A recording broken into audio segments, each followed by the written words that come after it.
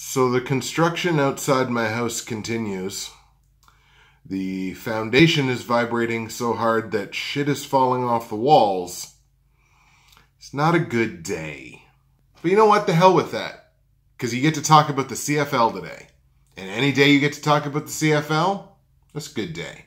What's happening, everybody? Justin, Bridgewater's Finest on YouTube, Blockbuster_guy on Twitter, fueled today by anger, but also, as always, by the good folks at Nerd Tees. And welcome to the Week 12 episode, such as it is, of the 2018-2019 CFL Football Pick Show. Longtime viewers of mine may recognize this as both the No Holds Barred Dungeon, as well as the Library Chess Productions production studio, because this is where we not only used to film the No Holds Barred podcast, but we also have filmed basically everything, almost everything that we've ever put on film for Library Chess Productions. So we're down here today because the noise that is going on outside is completely unbearable in terms of trying to record audio and video. And I mean, it's not great down here, but at least you can hear me. Week 11, all things considered, especially given that I really went into the week almost completely blind, actually had pretty good numbers across the board except for the totals. I really stumbled on the totals last week, but went 3-1 straight up. That's got us 26-16 straight up on the season. Also went 3-1 against the spread, and that brings my against the spread record back up to 500 at exactly 21-21. Totals, we took it on the chin. We only went 1-3. We had a little bit of wiggle room there anyway, but still not the direction we want to be going in. That has us 23-18-1 over under on the season. Quick update on the CFL standings before we go any further. In the East Division, Ottawa still has a big lead there, 2 full games over Hamilton. Ottawa is 6-3, outscoring opponents 27-23. Hamilton under 500, but in second place at 4-5, outscoring opponents 25-22. You've got Toronto at 3-6, sitting in third place, being outscored 30-20 on average. And then you got the Montreal Alouettes still bringing up the rear in the East Division, but they did get their second win last week. 2-8, being outscored 33-17. In the West Division, Calgary obviously still leading the way at 8-1, outscoring opponents by an average score of 30-17. Edmonton in second place at 6-4, just a 4-point margin there, outscoring opponents 29-25. Saski jumps over Winnipeg. They both have 5 wins, but Saski's got him in 9 games. Saskatchewan is 5-4, still being outscored on average this season by just a single point, 25-24. Winnipeg at an even 5-5, still outscoring opponents 32-25, but they are not going in the right direction. BC pulling up the rear in the West Division at 3-6, being outscored 26-22. Week 12 is another 4-game schedule, and it's pushed back a day later than it typically would have started. Actually, the first game under normal circumstances usually would have been tonight on Thursday night, but it's Friday this week because these are the Labor Day games, which is a big, big deal in the CFL. We got Montreal traveling to Ottawa to take on the REDBLACKS. We've got Winnipeg in Saskatchewan to take on the Roughriders. Obviously, that's going to be that battle there for third place in the West, potential crossover situation. We got Edmonton going to Calgary to take on the 8-1 Stamps.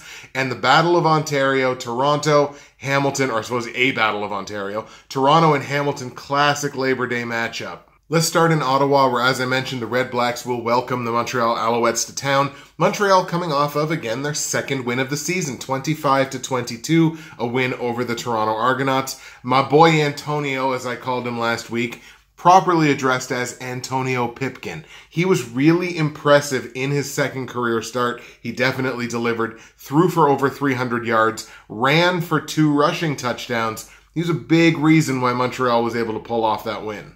Montreal just 1-2 in their last 3 games, but again, picking up their second win of the season, being outscored in total in those games 86-66. So they're only averaging 22 points a game. But It's more winning on the ground. They're winning more in the ground game than they're losing in the ground game, which again is something they've been doing for quite a while now. One thing they're now also doing, or they're preventing from happening, is they're not losing the turnover battles anymore. Basically, if they turn the ball over, they're forcing a turnover on the other side as well, rather than turning the ball over 3 times and maybe getting 1. It's baby steps forward for what is not a good football team. And the biggest thing, oh my God, someone started listening. They're taking fewer penalties. I mean, Pipkin just led him to a win and has put up 24 and 25 points offensively with him under center. So, I mean, I don't think you can go away from him.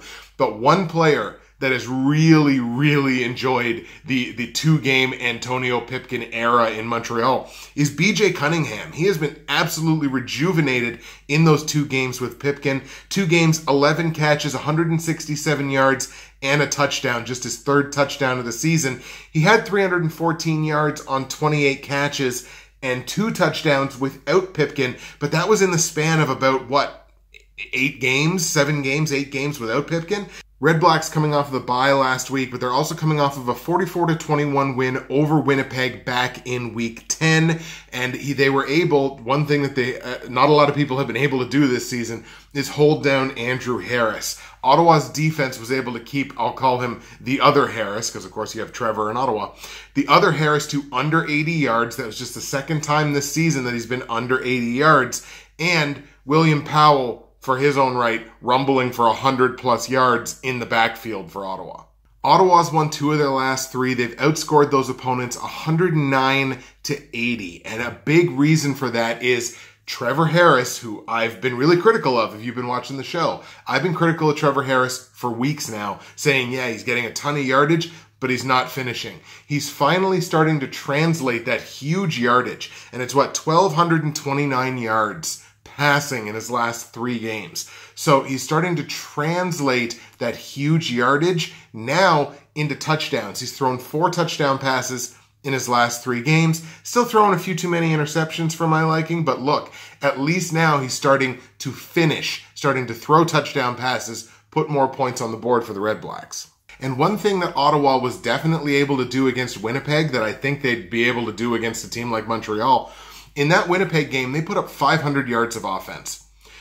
Among the other things that 500 yards of offense does, it forces your opponents into this panicked mindset. Because before every offensive snap, their defense is standing there like, my God, these guys are tearing us apart. Like, we need to get more pressure, more pressure, more pressure. And it causes them to make mistakes. Winnipeg took 7 penalties on the defense. When you can put a team in a position where they're going to start beating themselves, then you're in great shape to win a football game. Antonio Pipkin has been a great story, no question about it, but Montreal's only wins this year have come against Toronto, and that game was in Montreal, and like week 3 against Saskatchewan before they actually found their identity. So not exactly quality wins. This would be a quality win if Montreal were to step to Ottawa. I don't think I can do it. I got to go with the REDBLACKS here. Right now they're playing a lot better. They're putting more points on the board. Defense is a little bit wobbly over the last few games, giving up a few too many points, about 27 points a game. So that's still a little bit too much, but I mean, it's against a Montreal offense that, while it has looked better with Pipkin, is certainly by no means a juggernaut. So let's go with Ottawa in this game. Let's take the REDBLACKS at home to beat Montreal. For I think the 2nd time this season that Ottawa plays Montreal, Ottawa's favored by a ridiculous number of points, almost a cartoonish number of points. Ottawa's favored in this game by 16.5 points right now. And look, they didn't cover it last time. I think that game was in Montreal, so I'm sure that would have helped. I don't think they're going to cover it this time because I look at it this way. Pipkin's putting up, 24, 25 points a game. Ottawa, the last couple of games, is giving up about 26, 27. So let's say Montreal does put up that 24, 25, maybe even 26 points. Does that mean, it would have to mean Ottawa gets to 42. It is close. I just don't think it's going to get to 40. So with Montreal scoring now more than they have been, I can't take the minus 16.5. So let's hedge our bets here and go Montreal plus 16.5. Total in the game is set at 51 points. I do think this goes over. Montreal's offense playing better. Ottawa's offense starting to finish. I can see a lot of points in this game and this week in general. Let's go to Saskatchewan now, where the Blue Bombers are going to be in town. We'll start with Winnipeg, coming off of a 39-26 loss to Calgary. Under normal circumstances, I'd be like, well, of course they lost to Calgary. Virtually everybody loses to Calgary. But Winnipeg actually looked good in this game for like the first half. First half was a pretty competitive half. And the second half was a dry fart on a hot day. It was bad. Like they put up an absolute goose egg in the third quarter. Absolutely nothing. The defense collapsed in the fourth. And of all the teams in Canadian football, don't let your defense collapse against Calgary. I talked about the Blue Bombers earlier in this episode as a team that's going in the wrong direction. They've only won one of their last 3 games. They're being outscored in those games 76-106. And it's no mystery. They're giving up 35 points a game. Granted, it's been against pretty good offenses, Calgary, Ottawa, and Hamilton, but 35 points a game against is not going to be good enough. Just ask Montreal. Maybe even more disturbingly for Winnipeg is it's been back-to-back down games now for Andrew Harris. In the 2 games, his last 2 games, he's only touched the ball 28 times. That's in the run game and in the pass game. I'm used to a guy like Harris getting 20-plus touches a game. That's only 14. That's not good enough on the offensive side. As goes Andrew Harris, so goes that team's offense. If you can't get Harris involved for at least around 20 touches a game, it's going to be tough sledding for that Winnipeg team. Saski moving in the opposite direction, coming off a 24-21 win over BC. Just 7 points combined in that game in the second half. The defense is really clamped down at the end of that game. And Saski's defense in particular, forcing Travis Lulay into sub 50% passing in the fourth quarter of a game that they were losing. Last 3 games, Roughriders are 2-1, outscoring opponents 83-74. So it's not a huge margin of victory. It's about 3 points each way, but they're winning in the run game. They're forcing turnovers. They forced 7 turnovers in the last 3 games. They've given up just 3. They're still taking too many penalties for my liking. Again, when you're against a good team, and I do think Winnipeg's a good team, they're just in a slump right now. When you're against a good team, you can't keep giving them opportunities. So you got to clean up the penalties in a big bad way. Even when Charleston Hughes doesn't have a great game, he's still just a big play machine.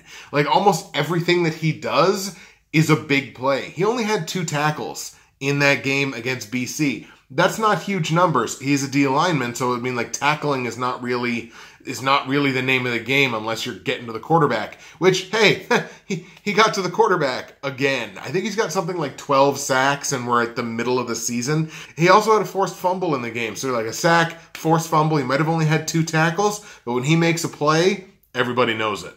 Like I kind of said earlier, Winnipeg's a little bit off the rails here, and I can't go with it. It's really tough to go with them in almost any context until I see the ship start to get righted here a little bit more. So, I mean, I definitely have to go with Saski in this one. I like Saski at home to win this game. The line is only Saski -3. So clearly, odds makers think this is going to be a really, really close game. I have to bow down. Millhouse made this game a max bomb, a 5-unit bomb on Saski -3. So who am I to say any differently? Let's go Saski -3 on the line at home against Winnipeg. Total in the game is set at 54. Initially, this felt like a big line to me. Winnipeg's not playing like a good defense right now.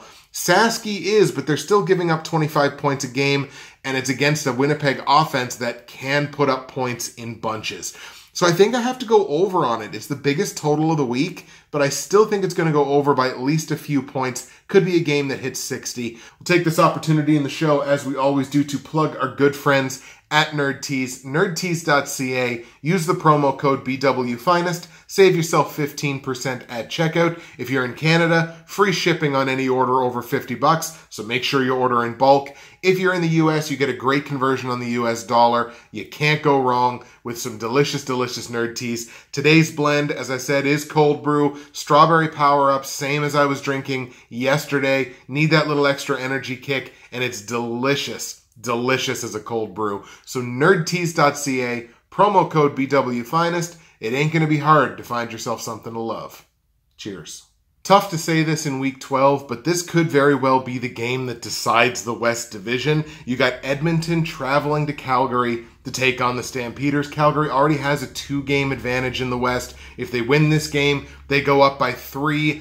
I don't know that I could see Calgary losing 3 more games this season if they don't lose this one. Edmonton coming off of a single point 25-24 loss to the Hamilton Tiger Cats last week. The Eskies scored all 24 of their points in the second quarter. That's 24 points in a quarter. That's good. But they muster not only 0 offense in the second half, I would argue 0 effort in the second half. And Edmonton as a team is not going in the right direction here. They've only won 1 of their last 3 games. They're outscoring opponents 87-80, but what that means is their 1 win was a blowout, and their other 2 they've lost. So despite the fact that the scoring, those numbers still look good, except for the fact that they've only won 1 of those 3 games. They're not possessing the ball enough. 2 of those 3 games, they lost time of possession. They're not possessing the ball despite the fact that they're actually running fairly well lately. They're another team that's taking too many penalties as well. I need to see Edmonton play more disciplined football. And we talked a couple of weeks ago about Mike Riley's bump card. The number of times they're allowing their quarterback to get hit. They've allowed 11 sacks in 3 games. The offensive line is not doing its job here, which is probably leading to some of Edmonton's struggles. One player right now who's not really struggling for Edmonton is the aforementioned CJ Gable. Had limited touches in that game last week. He only touched the ball 11 times, but had himself a heck of a game. Put up 116 yards on just 11 touches. They are getting CJ Gable more involved in the pass game in the last couple of weeks. Just adds another layer. It adds another element to their offense. Go to Calgary, coming off that aforementioned 39-26 win over the Winnipeg Blue Bombers last week. An ugly sub-60% passing from Bo Levi Mitchell, but it's hard to argue with 450 passing yards and 3 touchdowns. Calgary 2-1 in their last 3 games, outscoring opponents 93-84. So the offense is definitely still there. That's 31 points a game. The defense kind of loosening up a little bit. They've allowed 28 points a game, granted to fairly good offenses, but they allowed 33 points a game in those 2 games against Winnipeg and Saskatchewan. So, I mean, the defense needs to play better. One guy that's not letting it slip. Don't you just love these segues? They're delicious. One guy that's not letting it slip. Kamar Jordan. Kamar Jordan, to this point in the season, we're only through week 11, 52 catches, 895 yards, 6 touchdowns. Matched his career high in both catches and touchdowns already, and he's already surpassed his career high in yardage. A lot of that was helped by that Winnipeg game where he had 10 catches, 249 yards, and a score. Quite frankly, in this game, I wish I could believe that Edmonton's defense was anywhere near good enough to hang in this game against Calgary. I have to take Calgary in this one, and I might as well say it now. Congratulations to the Calgary Stampeders on winning the West Division, because I think this game basically clinches it for them. So we're going to take Calgary at home to beat Edmonton. Stampeders are favored in this game by a full touchdown, full 7 points. That's a big number for what is a really good offense in Edmonton, but again, I just don't see the defense hanging in this one. I think a lot of points are going to be scored in this one. So, spoilers, this game's going to go over the 52.5 point total. I think I have to take Calgary -7 in this one because it's only a full touchdown. You know what? If I push, I push, whatever. But we're going to take Calgary -7 in a game that goes over 52.5 points. That's 3 straight overs. Does he go for 4? All right, ladies and gentlemen, Labor Day Classic. This is one of the circle on your calendar games in the CFL regular season. Toronto traveling to Hamilton to take on the Tiger Cats. Toronto coming in off that 3-point loss to Montreal, the aforementioned one we talked about earlier. 70% passing and nearly 300 yards from McLeod, Bethel, Thompson. What can't really do too much when your game-tying field goal hits an upright. Toronto, 2 wins in their last 3 games. Can't argue with that. But they're still being outscored by a single point. And the way this has kind of played out, I mean, you can't get any more nail-biting than the way Toronto's last 3 games have gone. They've had 2 single-point wins, and then that 3-point loss to Montreal. I have my reservations about the way that could, continue playing out. And I also have my reservations about S.J. Green. What's wrong with S.J. Green? Green's not having a terrible statistical season, but 46% of his catches, 56% of his yards, and both of his touchdowns this season came in just 2 games. Well, Toronto's played 9, so where has he been the other 7 games?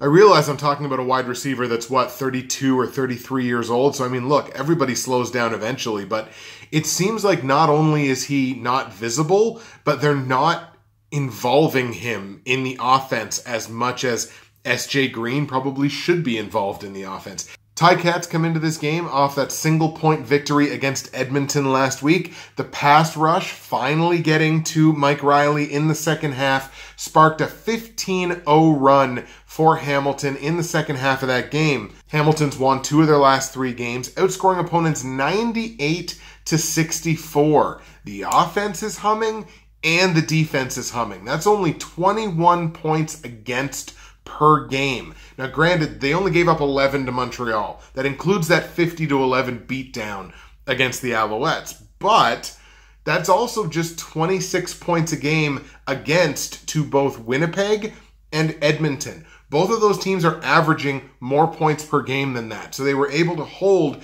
2 of the better offenses in the West Division, no less, to lower than what they're used to scoring. We talked about S.J. Green when we talked about Toronto. Let's talk about Hamilton's Green. That would be Alex Green. And Alex Green, in 3 games in the backfield for Hamilton, is potentially one of the breakout stars of the second half of the CFL season.